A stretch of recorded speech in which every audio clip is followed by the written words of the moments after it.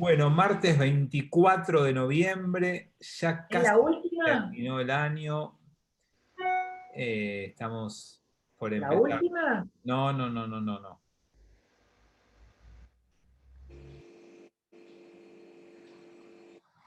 No, seguramente cerremos. Hay dos fechas posibles. Lo que pasa es que el martes 8 de diciembre es feriado. Y tengo que ver el 15 si no hay evento por Hanukkah y demás. Entonces, o cerramos la semana anterior al 8, que es muy pronto, que sería el martes que viene, o cerramos, si el 15 no podemos tener encuentro porque se superpone con la actividad de Hanukkah del martes 15, después les voy a decir cuál es, que no lo sé todavía. Una opción es cerrar el martes 22. ¿Alguien más tiene problemas con el sonido? Porque acá alguien pone que no escucha. Tal vez tenga que subir él su... Si todos escuchan bien, el problema es de la compu de Saúl. Ah, es el concierto, el 15 que hacemos con la Filarmónica de Israel, ¿no, Eva? Yo me acordaba que había algo. Así que si llega a ser eso, que hacemos un concierto en el mismo día y horario, si les parece bien, y están todavía, supongo que van a estar, pues no creo que se vayan mucho afuera. El 8 no tenemos porque es feriado, el 15 no tenemos porque tenemos Hanukkah, pero hacemos actividad de Hanukkah, y el 22 haríamos la última clase del 2020.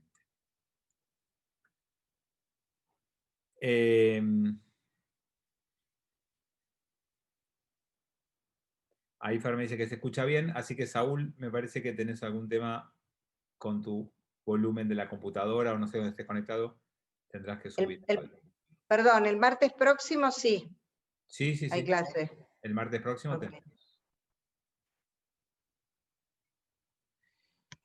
Bien, entonces vamos a comenzar nuestro encuentro de hoy.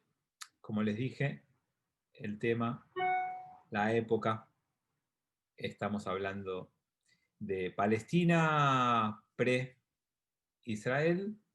Estamos navegando por las aguas del siglo XX, comienzo del siglo XX, perdón, y vamos a arrancar ya en un instante con nuestro encuentro de hoy. Esperen que se me cambió una página.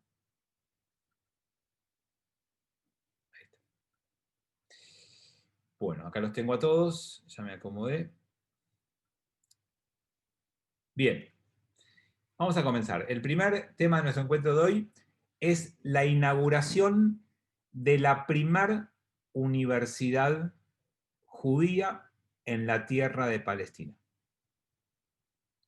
Y yo quiero que no solamente estén conectados pensando en historia en esto, quiero que piensen en cómo se construye una sociedad y en cómo se planta o se siembra las semillas para el éxito posterior. Acá hay un ejemplo de lo que debieron hacer los países o un ejemplo de los países que les fue bien, en parte por qué fue.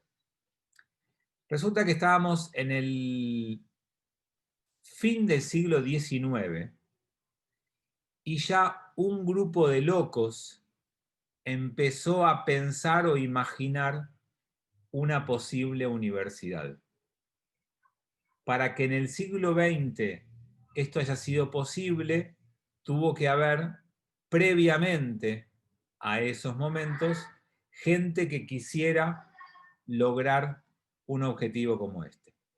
Había un fondo económico que se llamó el Fondo Judeo-Alemán Ezra, que quería poner una escuela de ingeniería y ciencias en Palestina.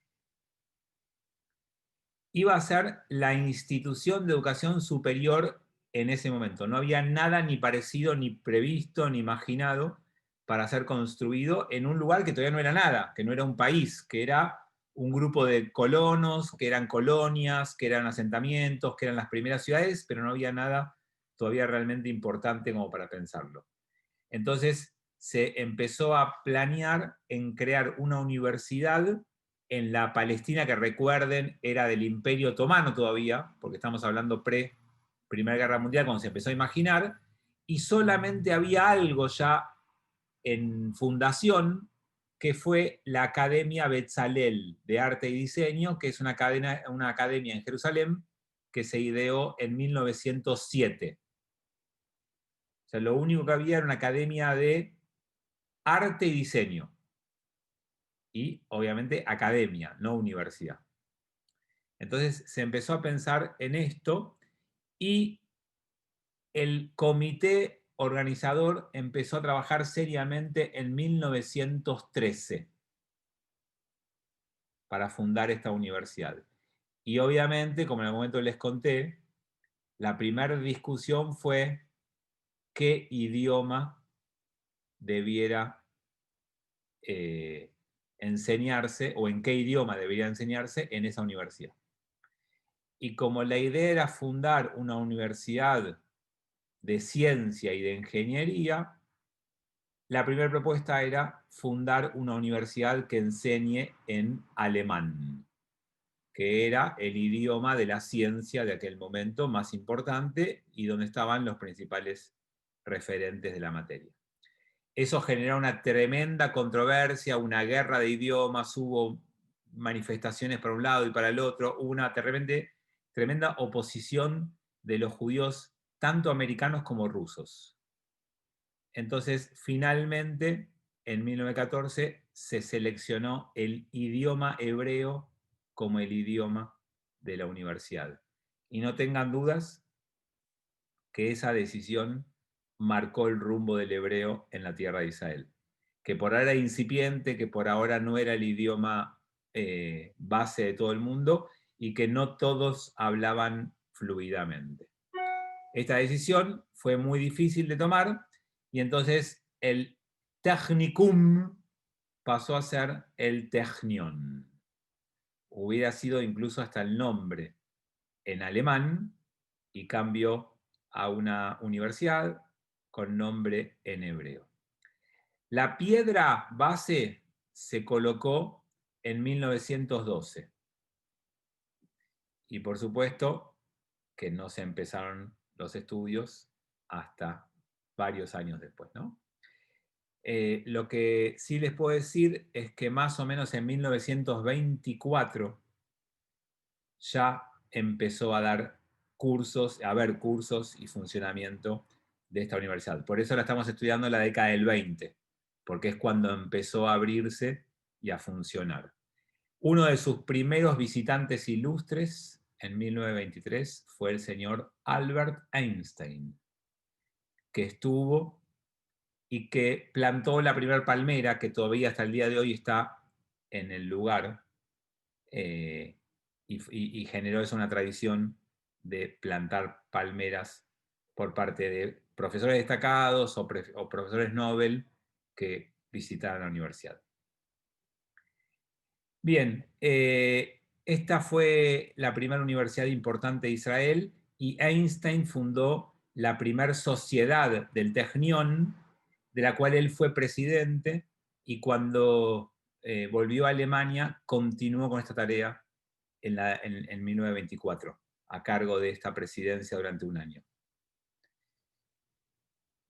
Bueno, ¿por qué una universidad y por qué una universidad de ingenierías y ciencias? ¿Qué fue lo que vieron, qué fue lo que pensaron para planear esto?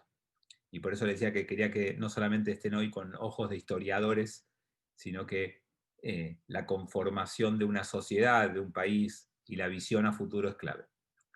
Lo que había quedado claro es que después de la segunda revolución industrial, en donde se desarrolló muchísimo las comunicaciones, la infraestructura y demás, los judíos estaban todos dispersos por el mundo y expuestos al antisemitismo.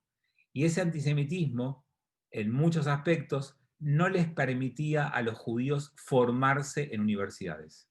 Nosotros siempre vimos acá el gran impacto que tuvieron los pogroms, las persecuciones y demás.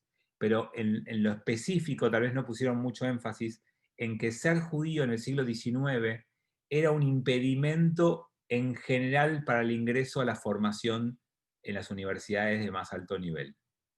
Entonces ya el judío era visto por los propios judíos cuando planificaban como un impedimento importante a la formación. Por eso es que el tema del establecimiento de un lugar de enseñanza técnica se volvió clave para el desarrollo del mundo judío. Entonces, el establecimiento de una escuela técnica era una prioridad en la futura patria judía. Y así, obviamente, el Technion pasó a ser la única universidad judía en el mundo. Y esa universidad iba a crear y moldear a un futuro Estado judío moderno. No solamente un Estado judío, era la base para moldear la identidad de un país que iba a abrazar a la ciencia y a la tecnología como base. Entonces, cuando uno piensa por qué Israel en el 2020 es líder mundial en ciencia y tecnología, bueno, porque hace más de 100 años un grupo de locos lo empezó a visualizar. Lo vieron, lo escribieron, lo fundaron y lo iniciaron. Nada es casual en la vida. Las cosas no pasan porque sí y no se resuelven las cosas más importantes con la mirada de corto plazo. La única manera de hacer cosas grandes es con visión a largo plazo, con apuesta a largo plazo y con coraje para iniciar cosas que cambien la vida de la gente. Y eso es lo que hizo esta universidad. Se cruza eso con la visión de Herzl. Si ustedes recuerdan, Herzl escribió un libro en el que imaginaba cómo iba a ser esta tierra. Alt-Neuland, Nueva Vieja Tierra, ¿se acuerdan? Bueno, en Alt-Neuland imaginó, escuchen, 1902, que Haifa iba a ser un gran parque tecnológico con un gran tren eléctrico aéreo, una ciudad magnífica con casas y con instituciones públicas, todo aplicado a la ciencia. 1902, Herzl escribió esto sobre Haifa. Entonces, es la visión de líderes, es el empuje de los hacedores, es el empeño en apostar a largo plazo y no pensar solamente en la elección del año que viene, sino en cómo se construye un país de verdad. Así que allí fue donde se sentaron las bases para todo esto. Por supuesto que el Congreso Sionista lo adoptó como propio la visión, también apoyaron desde diferentes lugares y por eso se pudo hacer esta universidad, que hasta el día de hoy es una universidad modelo en el mundo. Es de las principales universidades del mundo en ciencia y en tecnología, y especialmente en las ingenierías. Así que bueno, ese es el primer tema de nuestro encuentro de hoy, 1923-1924, como inicio de la primera gran universidad. En un ratito vamos a hablar de la segunda, que es un año después, 1925, que es la de Jerusalén. Pero antes de hablar de eso, denme un minuto para hacer un breve resumen de la cuarta aliyá, que es lo próximo que sigue en nuestro hilo histórico. Nosotros vimos las primeras tres aliyot, que empezaron en 1881 y que tuvieron lugar las primeras dos antes de la Primera Guerra Mundial, y la tercera apenas terminó la Primera Guerra Mundial, 1919, hasta 1923. La cuarta, que es esta, es de 1924 a 1929. ¿Por qué corta en 1929? Por el crack económico mundial. Acuérdense que 1930 es el desastre que solo es superado por las crisis que estamos viendo nosotros hoy, pero que desde ese momento hasta el comienzo del siglo XXI había sido la crisis económica más importante del siglo XX. Así que tenemos el crack económico como el final de esta etapa de Aliyá. Esta cuarta Aliyá básicamente llevó judíos de Polonia y de Rusia, algún otro lugar más también, pero básicamente polacos. Fue una Aliyá producto de gente que estaba en crisis económica y perseguidos por políticas antijudías. Clásica Aliyah, la combinación de antisemitismo y crisis económica. Esta gente abandona Polonia, Rusia y el resto de lugares de Europa, y como hay puesto en Estados Unidos una cuota de inmigrantes muy estricta, no tenían a dónde ir. Yo les recuerdo, cosa que no dijimos mucho acá, pero ustedes deben saber, que muchos de los judíos que abandonaban Europa Oriental, Rusia, Polonia, elegían Estados Unidos también para emigrar. Bueno, en estos años las cuotas de inmigración estaban estrictas y reducidas. Entonces muchos de ellos no pudieron ir a Estados Unidos. Y entonces muchas de las personas que entraron en la Cuarta Aliyá se vieron casi obligadas a elegir Palestina. Esa mayoría de esa inmigración pertenece a judíos básicamente de clase media. Y cuando llegaron, no llegaron como las inmigraciones anteriores sin un centavo, sino que llegaron con pequeños capitales. Entonces, estamos hablando de una aliyá que alimentó una clase media, tanto socioeconómica como cultural, y que empezó a desarrollar ciudades en Israel. Ya no iban todos a los kibutzim o a trabajar la tierra, sino que muchos llegaron a establecer pequeñas empresas, talleres, negocios. Se desarrolló mucho las ciudades. Una de las que más creció en esta época fue Tel Aviv, recibiendo a estos inmigrantes y ubicándolos en lugares económicamente activos. Antes de la crisis económica mundial, Palestina tuvo una crisis económica previa, entre el 26 y el 28. O sea, la Cuarta Aliyá tuvo una primera etapa de un bienestar económico, pero después una crisis económica importante, lo que hizo que hubiera menos trabajo y hubiera más dificultades para que los que llegaban se pudieran asentar y quedar. Y si bien hubo un desarrollo industrial y comercial que dio trabajo, cuando empezaron los problemas económicos internos de Palestina, fue todo más difícil. Entonces, para que tengan una idea, en esta Cuarta Aliyá llegaron 82.000 judíos, pero 23.000 abandonaron el país al poco tiempo. O sea, hay un neto de 60.000, pero que lleguen 82.000 y se vayan 23.000 es poco habitual en esta época, porque el que llegaba desesperado y se quedaba en cualquier circunstancia. Como este grupo que llegó tenía una situación económica mejor y vino con capital, solo se quedaba si había condiciones. Cuando las condiciones se hicieron demasiado difíciles, muchos de ellos terminaron abandonando Palestina. Y eso me abre un paréntesis para decirles algo importante, que sigue vigente hasta el día de hoy. Me gustaría que lo tengan en cuenta, sobre todo en estos tiempos, que se está escuchando más que nunca que hay gente de Argentina que está queriendo irse del país, o que se está yendo del país. Por lo menos es un poco lo que me toca en mi entorno, tanto algunas familias del Lambert como muchas familias de las escuelas, de la escuela de mis hijas, están planeando emigrar. Y lo que les quiero decir es que esta aliyá muestra una de las cosas que creo que hay que tener en cuenta a la hora de planear estas cosas y de por lo menos ustedes saberlo y si pueden transmitirlo.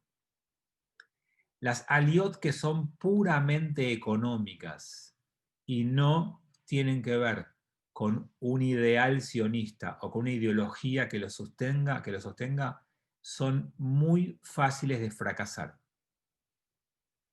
Los números que yo les di antes es que 1 de cada 4 volvió. No es poco. Y estamos hablando de gente que se fue de Polonia del siglo XX, de una Polonia atrasada, pobre, donde los judíos eran perseguidos. De ese lugar se fueron. Entonces, hasta el día de hoy, las aliyot son difíciles. Y si uno no tiene una profunda convicción, es muy fácil fracasar. Cuando uno llega a un país desconocido, aunque uno sea judío y sea el país de los judíos, uno tiene que pagar derecho de piso, tiene que aprender el idioma, que no es fácil, tiene que hacer los peores trabajos durante ese tiempo porque los mejores trabajos no te los ofrecen, no te los dan. Entonces, ese periodo es duro. Si uno lo atraviesa, después tiene más chances de integrarse. Pero la primera etapa es muy dura. Y quien solo va por una dificultad económica y se encuentra con eso, en cuanto le aparece otra posibilidad, se va. Es difícil que se quede un poco más de tiempo. Por lo tanto, ese dato que pasó en la cuarta aliá sigue vigente hasta el día de hoy, en mi opinión. Esperen que tengo un chat con algún no sé qué, con qué, y le seguimos. El National Fund era el que financiaba gran parte del proyecto. No, les dije que había un fondo que se llamaba ESRA, de capitales judeo-alemanes que financiaron en parte el proyecto, la Organización Sionista Mundial también, la Agencia Judía, la SOCNUT, hubo fondos de muchos lugares. No tengo, Marta, un lugar específico donde se han ido. Se fueron a diferentes lugares a donde pudieron ubicarse. No es que hubo un lugar elegido en particular. Bueno, vamos a la segunda universidad fundada en la tierra de Palestina. Como les dije, se funda el 1 de abril de 1925, pero la piedra fundamental, la piedra angular, se coloca en 1918. Esta primera Universidad Hebrea de Jerusalén se inauguró en el monte Scopus. No sé si alguno lo conoce o tiene algún tipo de visita a esa universidad, pero hoy la universidad tiene ya 3 sedes, 2 muy grandes, muy bien, como dice Aníbal, Aratzofim, exactamente. Hay otra que está en la otra parte de Jerusalén, que es producto, no lo vamos a ver ahora porque lo vamos a ver más adelante, pero ya se los adelanto simplemente para que sepan, es producto de que el monte Scopus quedó aislado en la guerra de la independencia, y entonces no se podía llegar. Entonces la Universidad Hebrea de Jerusalén tuvo que abrir una segunda sede, que obviamente mantiene hasta el día de hoy, y hoy están las 2 sedes. Pasa lo mismo con el Hospital Adasa. Pero bueno, eso ya lo vamos a ver cuando veamos la guerra de la independencia. Hoy sepan por lo menos que la universidad se fundó muy bien, en Keren es la otra.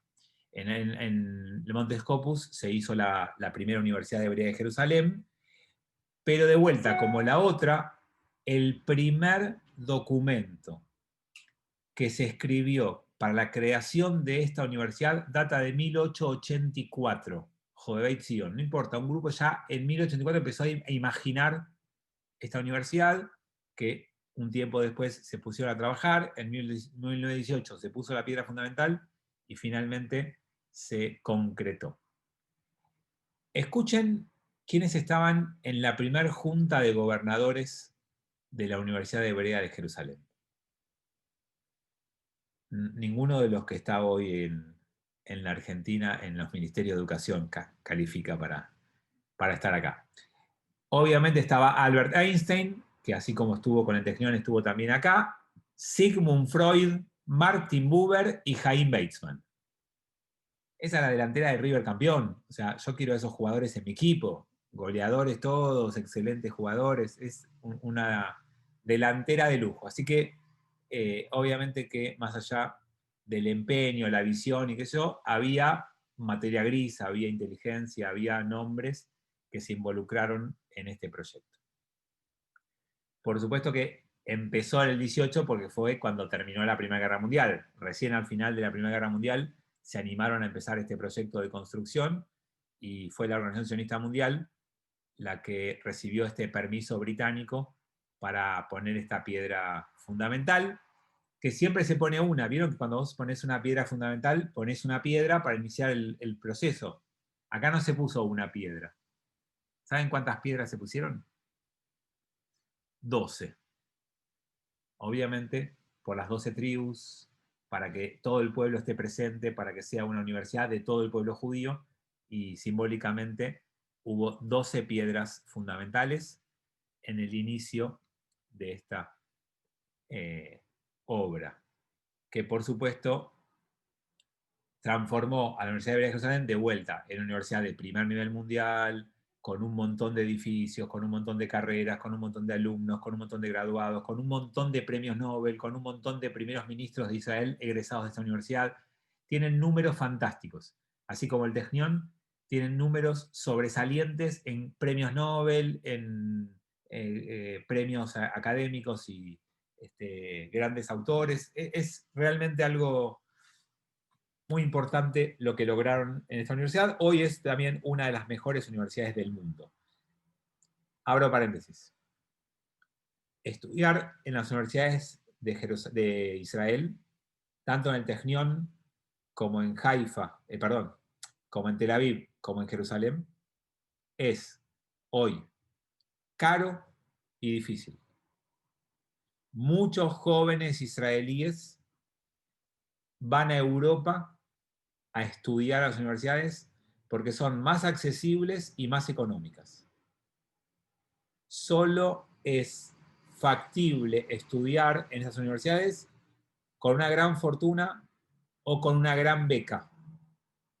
En la Argentina, como varios de esos países, hay posibilidades de estudiar porque para los que hacen aliyá hay programas de beca, pero tenés que ser brillante, sacarte una excelente nota y tener las mejores calificaciones.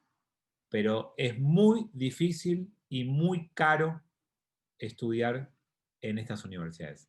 Acá Aníbal nos da un dato, dice que hay 50 cupos de medicina por año en todo Israel. Miren lo exigente que es ocupar uno de esos lugares. Y Tomás que dice, están dando charlas gratuitas que son excelentes vía Zoom. Sí, sí, bueno, las universidades hacen mucho marketing, eso que dice Tomás tiene que ver con marketing, están los amigos de la Universidad de Tel Aviv, de Jerusalén, de Haifa, de todas, y ellos quieren reclutar donantes y o alumnos y siempre organizan cosas que son buenas, pero es otro objetivo, no tiene que ver con la universidad, tienen el objetivo de o juntar donantes o reclutar chicos. Nosotros les cuento, no sé si saben, hace 2 o 3 años hicimos en Punta del Este un clic con la Universidad de Hebrea de Jerusalén, con esto que estamos hablando ahora, que fue el objetivo de ellos era posicionar a la universidad para donantes y alumnos. Y por eso hicieron un clic en Punta del Este con nosotros. Fue una linda experiencia trabajar con ellos. Bueno, próximo tema. Nos vamos a poner un poquito más complicados porque vamos a hablar de la gran matanza de Hebrón. Estoy hablando ya de 1929. Es el último acontecimiento de la década del 20 que vamos a ver de Palestina y tiene que ver con un pogrom que tuvo lugar en 1929. Todavía estaba el mandato británico, obvio, y fue perpetrado obviamente por árabes palestinos que se armaron con bastones, cuchillos, con lo que pudieran y salieron a asesinar judíos, tanto en Jerusalén como en los alrededores. Entonces, como Hebrón es una ciudad que queda a 30 kilómetros al sur de Jerusalén, es una ciudad que podemos decir que es de los alrededores de Jerusalén, cayó en este pogrom, en este ataque violento hacia los judíos por parte de los árabes palestinos, y no solamente llegó a los alrededores, sino que también tocó a otras ciudades como Safed o Tzfat, que está bastante más al norte, bastante lejos, pero también fueron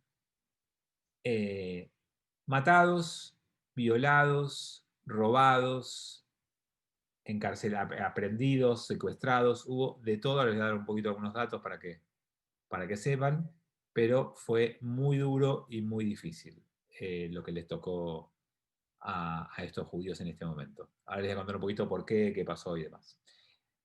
Primero les voy a decir qué es Hebrón, que tal vez muchos de ustedes saben, pero no todos estudian Torah, entonces no todos saben qué es Hebrón. Resulta que Hebrón, que como les dije está cerquita de Jerusalén, es el segundo sitio más sagrado del judaísmo.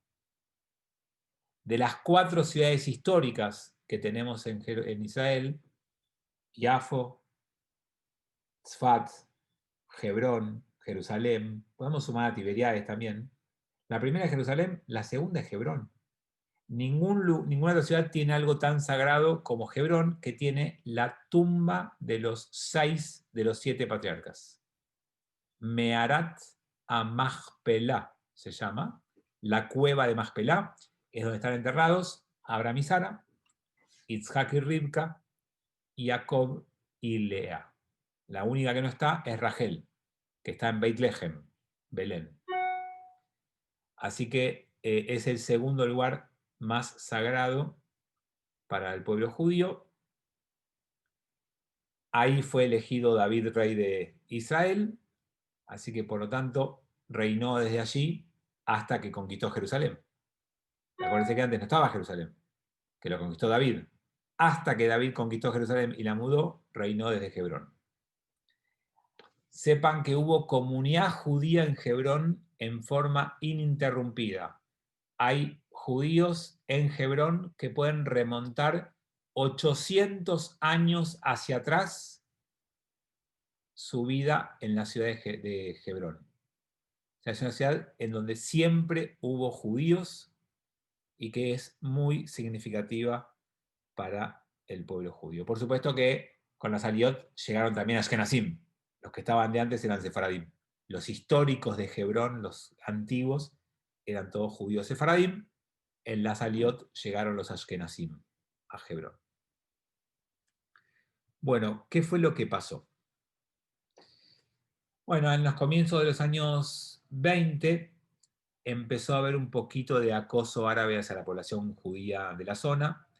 Había insultos, alguna pelea en las calles, había algún ataque con piedras, algún hogar, cosas ocasionales y disturbios pequeños. Incluso en la tumba de los patriarcas hubo algún disturbio, pero nada que llamara demasiado la atención. No era nada demasiado fuerte. Y eso empezó en la década del 20. Antes no había nunca problemas. Cuando digo década del 20 me refiero a 1920, ¿sí? Recién en 1920 empiezan algunos primeros conflictos con la población, pero muy menores. Hasta ese momento la relación entre la comunidad árabe y la comunidad judía era excelente. No había ningún tipo de hostilidad. Bueno, ¿qué hicieron los judíos con estos primeros ataques? Y fueron a la policía británica. Y los denunciaron, y reclamaron, y pidieron, y exigieron protección. Todo lo que uno haría en un caso como este, cosa que no ocurrió. Y acá empieza el conflicto de verdad. 1928, los musulmanes quieren tener el derecho total del muro occidental. Abro paréntesis. Llama muro occidental a lo que el mundo no judío llama muro de los lamentos. Les recuerdo 2 cosas básicas. Perdón que el que lo sabe, que ya lo escuchó 1000 veces, pero no lo hablamos hace mucho en este curso y quiero recordarlo, refrescarlo. El muro occidental es la única pared que quedó en pie de la muralla externa del Templo de Jerusalén. El Templo de Jerusalén, que se construyó 2 veces y se destruyó 2 veces, y que la última vez se destruyó en el año 70 por parte de los romanos, fue destruido. El templo se destruyó entero. Pero alrededor del templo, en la periferia del templo, había una gran muralla que rodeaba el templo. De toda esa muralla que rodeaba el templo quedó solo una muralla en pie. Una pared larga de un solo lado. De los 4 lados que tiene una muralla que rodea un templo, quedó en pie solo una. En realidad quedó un poco más de una, pero una quedó entera. Esa pared se llama la muralla occidental. ¿Por qué? Porque vos la única forma de denominar a 4 murallas, 4 paredes que rodean un templo, es la oriental, la occidental, la norte y la sur. No hay otra manera. Bueno, la que quedó en pie es la occidental.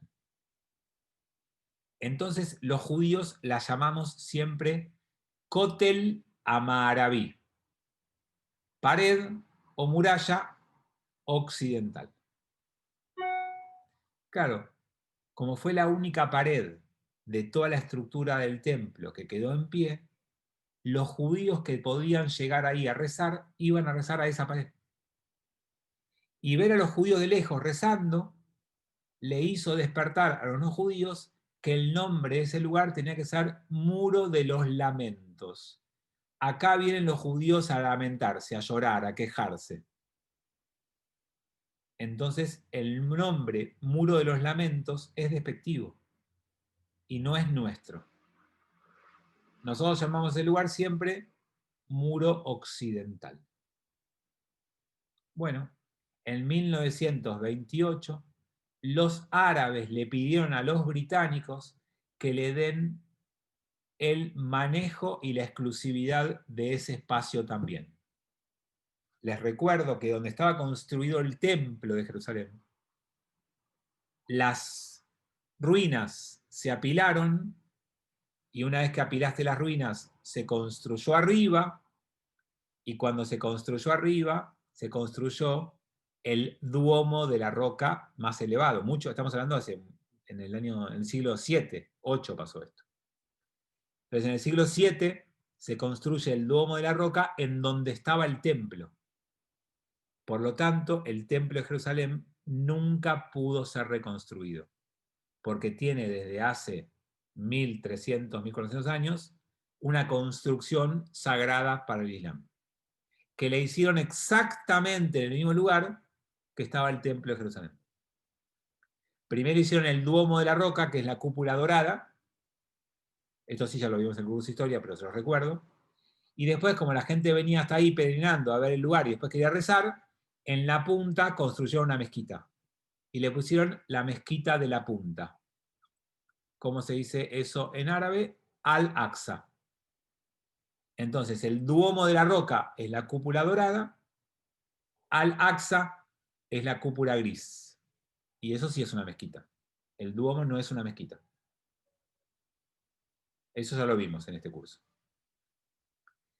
Entonces, los árabes tienen jurisdicción hasta el día de hoy sobre esa explanada. Donde está el Duomo de la Roca y donde está la mezquita, lo manejan los árabes. Bueno, le pidieron a los británicos en 1928 jurisdicción y manejo sobre el Kotel, sobre el muro occidental. Obviamente, imagínense la sensación que causó esto entre los judíos enterarse de eso. ¿Por qué lo pidieron? Porque en ese año, 1928, hicieron una renovación de la mezquita. Y entonces hicieron una construcción. Y al hacerla, se les cayeron algunos ladrillos encima de los hebreos judíos que estaban rezando en el muro occidental. Y entonces el primer conflicto que empezó tuvo que ver con esta construcción de esta mezquita en la que dañaron, lastimaron a los judíos. Entonces, eso se llamó los ladrillos de la construcción, los primeros, no son atentados, los primeros ataques, los primeros daños a los judíos vinieron de esos ladrillos en momentos donde los judíos estaban rezando. Y a partir de ahí empezaron a molestar a los judíos en el rezo.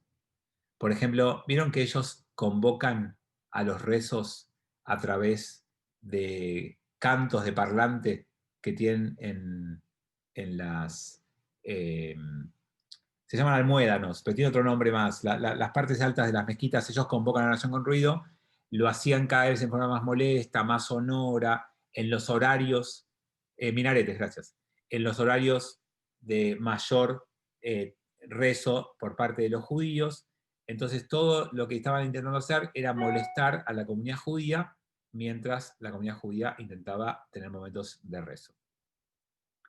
Entonces eso obviamente despertó del otro lado a los más de derecha, como siempre. Los judíos revisionistas, que eran de ese momento los más de derecha, ya hablamos un poquito de Jabotinsky y demás, ellos se presentaron y exigieron el control total del muro, frente a los británicos, obviamente. Entonces empezó el conflicto entre árabes y judíos por el control del muro. Ese conflicto trajo movimientos judíos de manifestación en la calle. Entonces, hubo manifestaciones, para que tengan números de la época, de 6.000 judíos en Tel Aviv reclamando por el muro occidental, y eso trajo a una concentración de 3.000 judíos rezando frente al muro, también en el año 1929. Todas manifestaciones para tener y mostrar control sobre el muro, y eso despertó del otro lado lo mismo, y entonces empezaron, especialmente el mufti de Jerusalén, que ya hablamos un poquito, a ver, a reaccionar y hacer manifestaciones en contra, y eso provocó otras manifestaciones. Se sumaron los grupos juveniles judíos, especialmente Betar, que era la juventud revisionista, la juventud de derecha de aquel momento. El grupo Betar también se sumó con más escalada de violencia, y todo eso fue llevando a Jerusalén a un estado de ebullición. Todo esto fue la antesala para que la última chispa que encienda la mecha. ¿Vieron que siempre hace falta una excusa que prenda la mecha? Bueno, se esparció un rumor que decía que la población judía estaba planificando un inminente ataque a la mezquita Al-Aqsa. Un rumor, no había ninguna, después se estudió obviamente y no se encontró ninguna base de sustento de ese rumor, pero el rumor fue suficiente para que el grupo árabe organizara un ataque especialmente contra los judíos de Jerusalén. La Haganá, ¿se acuerdan que ya hablamos de la Haganá? Era la organización que defendía a los judíos, se preparó para contener este ataque y alistó a 800 judíos para hacerle frente a esto, y ofrecieron a la comunidad judía de Hebrón evacuarla. Y la comunidad de Hebrón dijo que no hacía falta, que ellos confiaban en los árabes del lugar, que tenían siglos de convivencia y que no iba a pasar nada, que ellos se iban a arreglar, que los árabes del lugar no les iban a hacer nada malo. Ellos estaban convencidos de ese lugar. Esperen que alguien se desmutió porque estoy escuchando alguna voz. Bien, entonces con esto ya con los falsos rumores y todo ya bien esparcido, y con todo esto dando vueltas, se esparce el rumor de que los judíos habían incendiado la mezquita Al-Aqsa. Y hay una foto falsa, trucada en la época, no con computadora, hay una foto trucada de la época que muestra a la mezquita incendiada. Las fake news no empezaron ahora, no es algo nuevo. Entonces, con esta información falsa difundida, no hizo más falta nada más para que se levanten los árabes. Porque ¿cuál fue el argumento?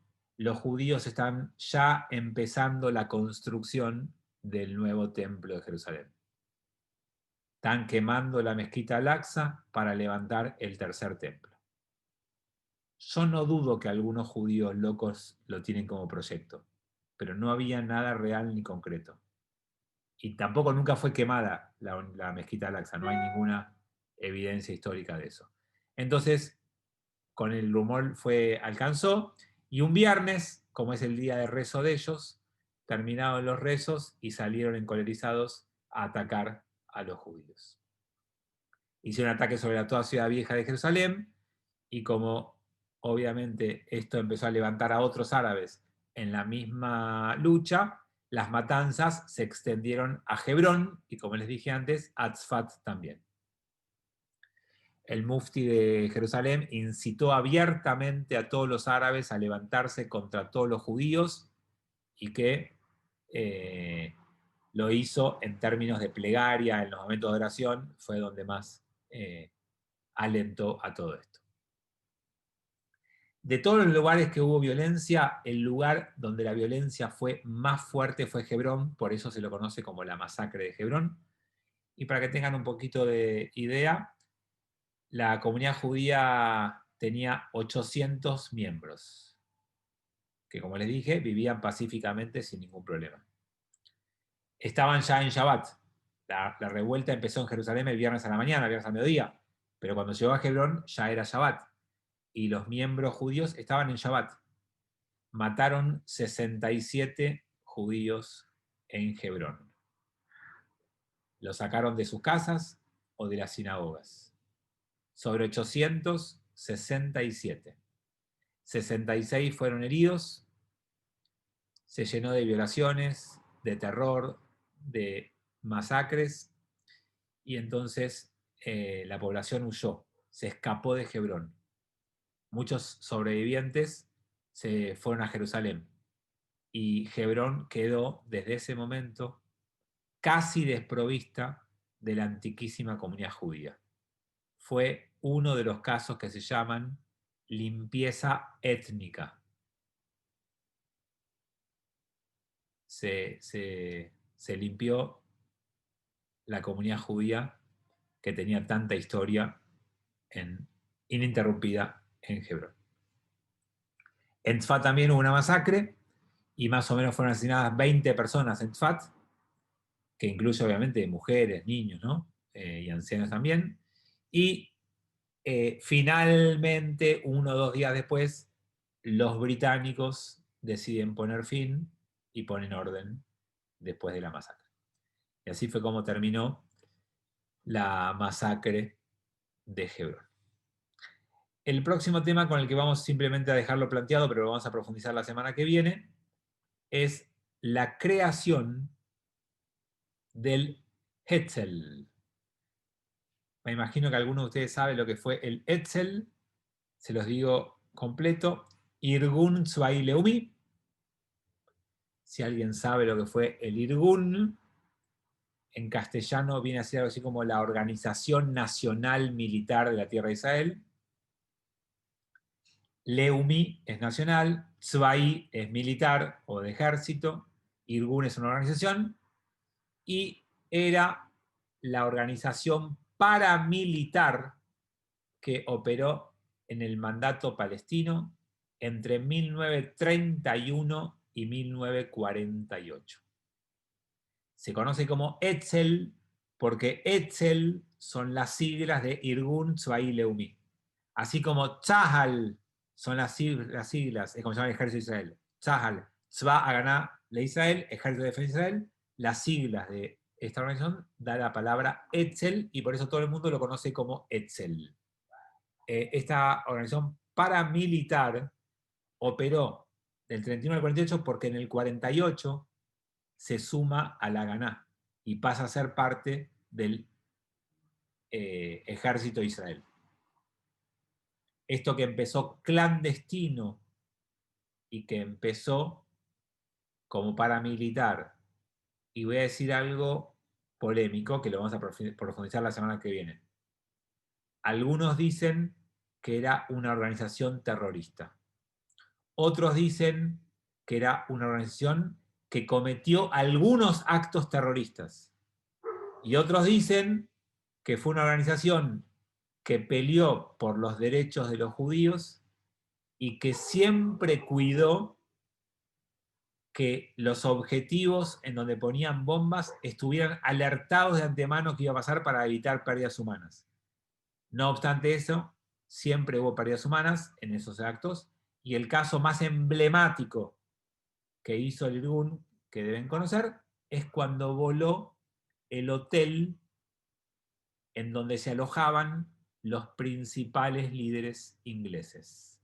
El King David, que sigue siendo al día de hoy el mejor hotel que tiene Israel, con la mejor vista, con la tremenda paquetería que pueden encontrar ahí.